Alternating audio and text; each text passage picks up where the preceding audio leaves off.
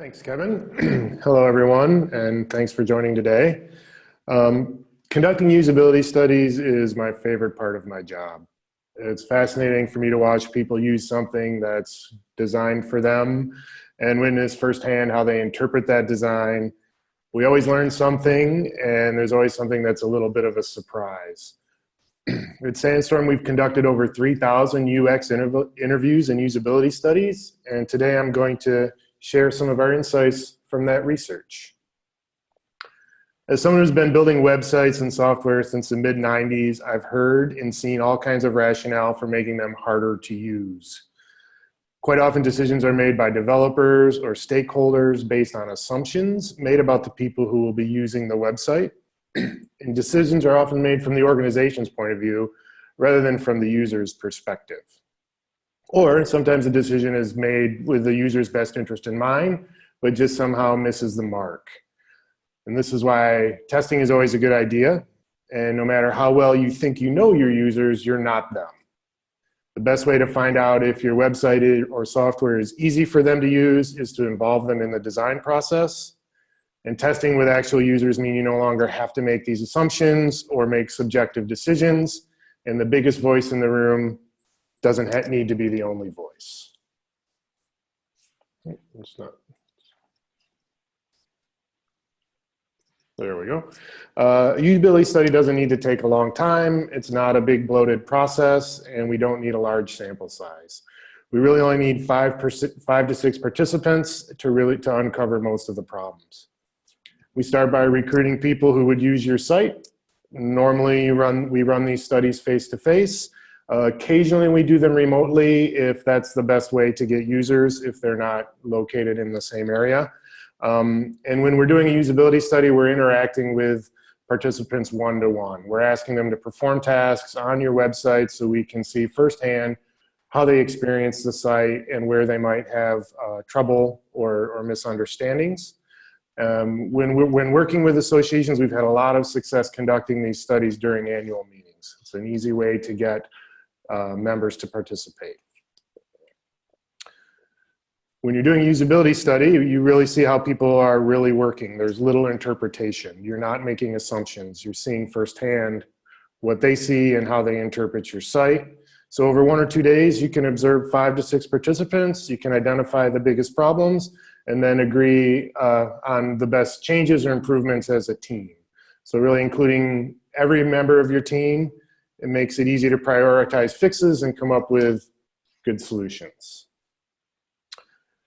If you haven't seen a usability study, here are some screenshots. These are studies on mobile, some wireframes, and some desktops. And what separates usability studies from other types of research is that you're seeing real behavior. We're seeing what people do rather than just asking them what they think. And then when watching people do something, that's the best way to really understand where you have usability issues. Why conduct usability testing? The main reason is to stop guessing, to get those insights directly from your users. It's a much better way to make design decisions than relying on the loudest voice in the room. And usability testing gives you that invaluable feedback about how your users behave.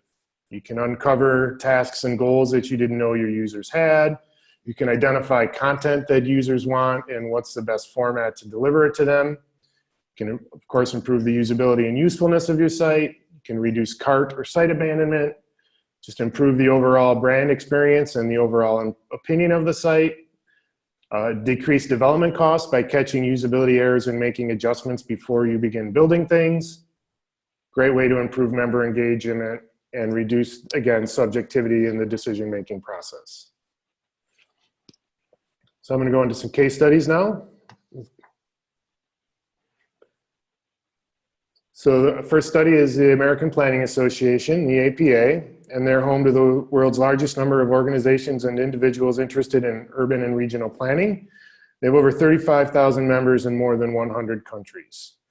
We did testing at Sandstorm's Usability Lab. We involved 6 APA members, and we did testing on the existing site and wireframes for the new design. And one of the things we learned was that their existing site was full of stock photography. The About section was full of posed pictures. They looked inauthentic and inaccurate to APA members. Members really wanted to see images of real members. They wanted to see themselves in the site. So we recommended taking photographs at their annual events and around their offices to provide some more realistic photographs that would resonate with their members.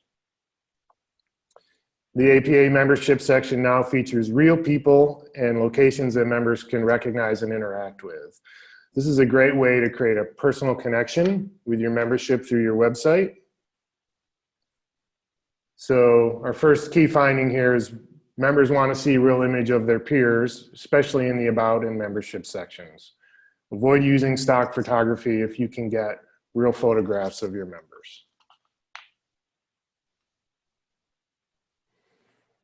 Next up is ACG. That's the Association for Corporate Growth. They provide global community and mergers and acquisitions and corporate growth professionals.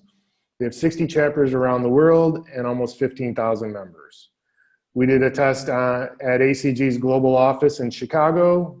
We tested with 10 participants on wireframes, and we tested both the desktop and the mobile version of their site.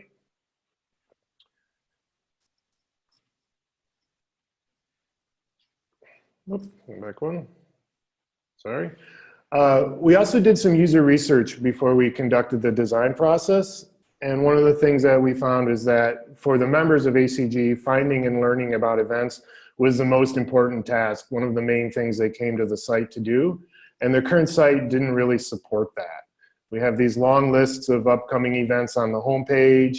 It's too much content mixed together. So users really struggled with that upcoming event section. It was just too much stuff across too many chapters and too many subjects. So one of the things we did was we created a featured event section on their homepage just to highlight those key global events, and then also we emphasize those key calls to action to make that registration button really easy to find and really stand out.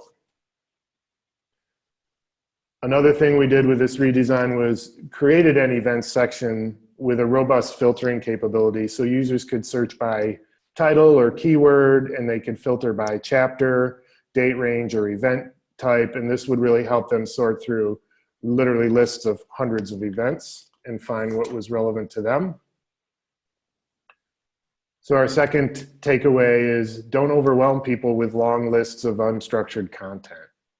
Give them tools for finding events in long lists.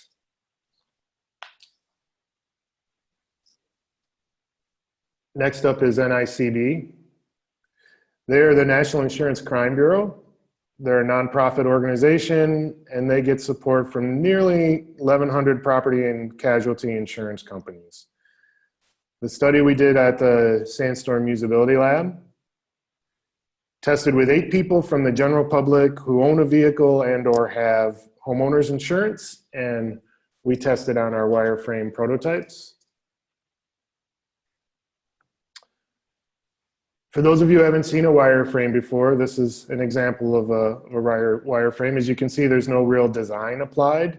It's essentially a blueprint for a screen, and its purpose is really to outline the information and functionality on a particular screen and identify the hierarchy of information. So the most important information stands out, and then the supporting information is secondary. One of the things that we often do in a usability test is test the labels used for the primary navigation. We want to make sure that what users would expect to find in that section is what they find. So we often have them go through the main navigation and tell us what they would expect to find if they clicked on that label. What content would they see in that section? So when doing this study, we learned that the term we were using, theft and fraud awareness, wasn't really communicating the content in that section. So we just did a quick update and changed the language to prevent fraud and theft, and that tested much better, was much more clear. People understood the content that they would find in that section. So our third takeaway is task-based navigation labels with an active verb are more effective.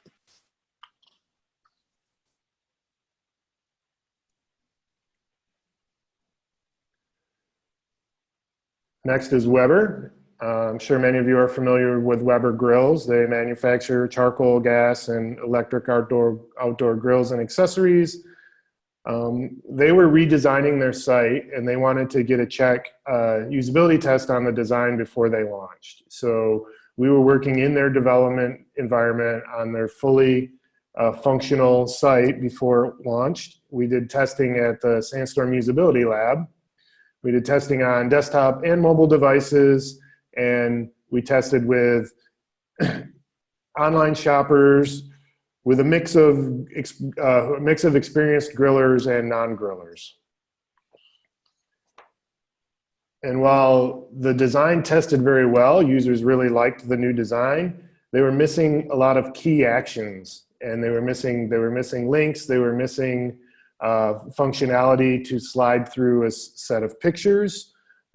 So the finding was it really wasn't obvious what was clickable and what wasn't. The design didn't make that clear. The other thing we saw on this site is it had what we call a false bottom, where the size of the image on the homepage was so large that it felt like it was the bottom of the page. And so users weren't scrolling down to see the rest of the content on that page. So we recommended updating the colors used for links and making those calls to action stand out more. We needed to make the presence of some of the other functionality a little more obvious, and also some design adjustments to make it, to adjust that image on the homepage so it didn't feel like it was the end of the site and they could see there was more content below. So our fourth finding is, links and navigation should be clearly identified and consistent throughout the experience. It should be very obvious what's clickable and what's not.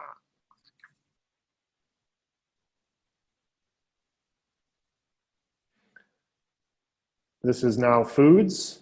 Now Foods is an award-winning and highly respected manufacturer of vitamins, minerals, dietary supplements, and natural foods. While doing a redesign, we tested on creative concepts with 8 online shoppers.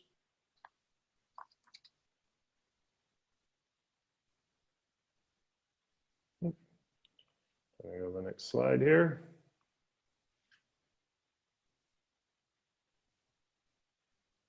Oh, there we go. And during the test, we found that people were missing the search. They weren't seeing how to search the entire site. Even though we used the commonly used icon, the magnifying glass with the label search, and placed it in the upper right corner where search is often found on a site, users were still missing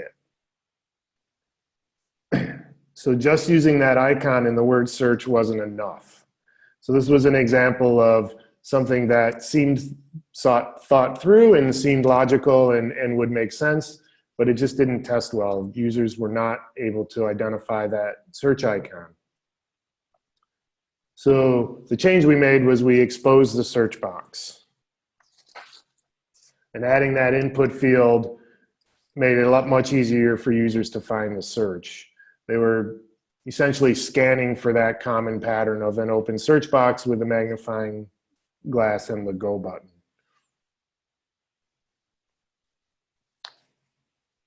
So our fifth key finding is really expose that search field when searching is a key task.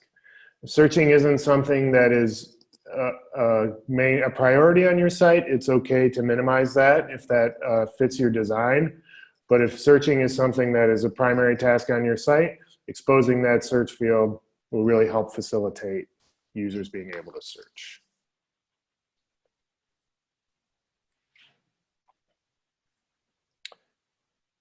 So really, to encourage innovation within your team, it's not about being the loudest voice in the room. Something as simple as a usability study encourages people at all levels of your organization to think differently. So thank you, and happy to answer any questions that anyone might have. Great. Thank you, Michael. You guys can use the chat window at the bottom, the chat icon, to submit your questions. But as people are are collecting their thoughts of what they were just seeing, Michael, when is a good time to conduct a usability study? Because I know there are some members and customers who maybe just went through a launch or redesign or an upgrade. So is there a specific time when usability should be done? Sure. I think there's a couple of sort of key moments or key triggers. One of them is throughout the design process, if possible. We like to do, when we're involved in a redesign, we like to do the study while we have some wireframes in creative, but before we get too far into development. And the reason for that is that allows us to make any changes before we build something that we know doesn't work. Another good time to think about doing a usability study is if you have something on your website that's maybe not converting as well. If you have shopping cart and people are abandoning the cart, or you're not getting a lot of conversions, or you have some sort of sign up or registration process that isn't performing that well, a usability test can identify what it is about that makes it harder to use, and people would leave that experience. Okay. There was another question coming in about how can an organization do their own usability study? Sure. Well, you really just need to decide what it is you want to test. What I would recommend, not just testing the entire site, but think about what sort of key tasks your members or users do and focusing on that. And then you would recruit people to do the study. We recommend 5 to 6. We usually recruit 7 to 8. And then really it's just coming up with the list of things that you want them to do. We call that a protocol, writing down the tasks, and then sitting one-on-one with them and observing them go through those tasks and identifying where they fail. So I think some of the sort of art of the usability test is then understanding what to do with that information. What is it? It's not always exactly the thing that people had trouble with that is causing the problem. Some like contrast, or, for example, on the Weber study, people were not clicking on things and missing things. And it wasn't that, it was just that they didn't understand they were clickable. So you have to have that sort of next step of understanding to take that information and understand what the fix would be, or how to improve that experience. Okay. We got another question in from one of our attendees. So are usability studies with staff relevant and helpful? And it is certainly more accessible to use staff rather than members for periodic updates. However, will staff represent a broad enough perspective? Yeah, we generally recommend avoiding using anyone who would be familiar with the site. So if someone works on the site, someone knows what the site does, then they wouldn't be a good participant, because they have an expectation and they have a familiarity with the site.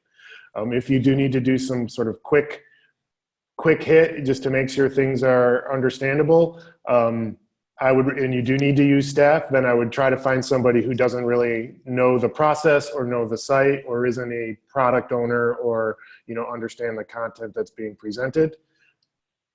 So yes, you can use staff, but I would be very careful about that. Okay. We have another question from our audience. Have you noticed any new trends that will affect website usability in the future? Any new best of breed? Probably the biggest trend that we're seeing right now is a move towards accessibility, and really incorporating accessibility into your site. There's a lot of that is related to how the site is coded. But there is a certain part of the interface, especially when you're talking about forms, that would come into play, and that relates to the design and how you present the information. Otherwise, I think, design styles are sort of always shifting and changing, but we sort of like the philosophy that I have is, essentially people use other sites more than they use yours. So they kind of expect your site to work like all the rest of the websites they use. So try not to deviate too far from the common patterns that people understand. And really kind of what I'm starting to see is people are starting to understand more that, there's a common pattern for doing, for example, a contact us form. And you should really just follow the pattern that people are used to seeing. Okay, great. Another question for you from our audience is, any web browsing feedback software like Lucky Orange, for instance, that helps track how people are using the site? We have used some tools like for heat mapping and stuff, and that helps you, that's sort of another layer of analytics that helps, which can be useful, of course, because you can then see where the problems are. So we usually look to those tools to try to identify where people might be getting stuck or dropping off or missing something. But what it doesn't really help you understand is the why. Like, that's not going to tell you that, your link colors don't have enough contrast, or that's not going to tell you that people don't understand the label. So it's a useful tool, but it's not necessarily going to give you the solution. So that's why we really recommend talking, one-on-one with people. Okay, great. Another question is, when you design usability tests, do you have also testing the mobile version? Are there observations the same in mobile versions of websites or not? Another good question. It depends. Common answer. The difference is usually it's a different interface, right? Usually on mobile, for example, the menu is tucked away under a menu icon, and you're using a touch screen and typically instead of a mouse and a keyboard. So while some things are the same, labels, text, content, you do have an adjusted interface. There's a lot more scrolling, for example, on a phone. So we do like to try to test both. Okay. And a related comment is, any feedback on the emergence of the hamburger menu versus the traditional navigation menus on the desktop versions? Because, today I'm seeing a lot of websites where they'll only just have that little hamburger menu, even when I'm on my laptop or desktop. Sure. And they're doing away with the traditional navigations. Any comments there? I think some of that depends on your goals and your design. I think, if you want a really visual experience and a highly impactful design, and maybe your site is a little more design heavy or entertainment based, I think you can get away with that. And I have seen in usability studies, particularly with a younger audience, that they're used to that style of navigation. But the other side of that argument is essentially you're hiding all of the navigation from your users. All of the options of what's on your site is tucked away. So generally, and particularly for an association experience, kind of our rule of thumb is if you have the screen real estate to show the menu, then show it. When you get to a smaller screen, then it's okay to tuck things under that hamburger icon. And another thing that I have seen in several usability studies is we always recommend using the label menu. And there's been some kind of famous studies in the usability world where somebody tested, the 3 lines of a hamburger menu versus just the word menu versus the 3 lines with the word menu. And just the word menu actually performs the best. That's not always the most visually appealing, so we always recommend at least using the label menu if you use the 3 icon, the 3-line hamburger icon. Okay. And another question is, are you seeing more use of video? Yes and no. I think, again, that sort of depends on what you're using video for and who your audience is. Of course, video is much easier to use on the web. Bandwidth is everyone has pretty good bandwidth even on their mobile devices nowadays. But I think also depending on what you're trying to do, some people would still prefer to read because videos are less scannable. So I think, yes, we are seeing a lot of video in use. but I wouldn't necessarily replace video with, other content. Okay. And so how do you detect? There's so much nowadays that on a website, how do you divide and conquer and get the right feedback? I'm sorry, you broke up a little bit at the beginning of that question. Can you repeat that? Sure. Just on the how do you determine what task people should, because how do you you dig up the whole page and the about, and how do you divide and conquer?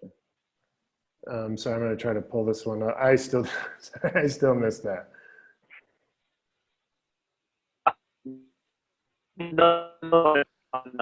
Are rotating images effective? If not, what would you recommend replacing them with? Okay, rotating images. Again, UX people say this a lot. It depends. It depends on your goals and what you're using them for.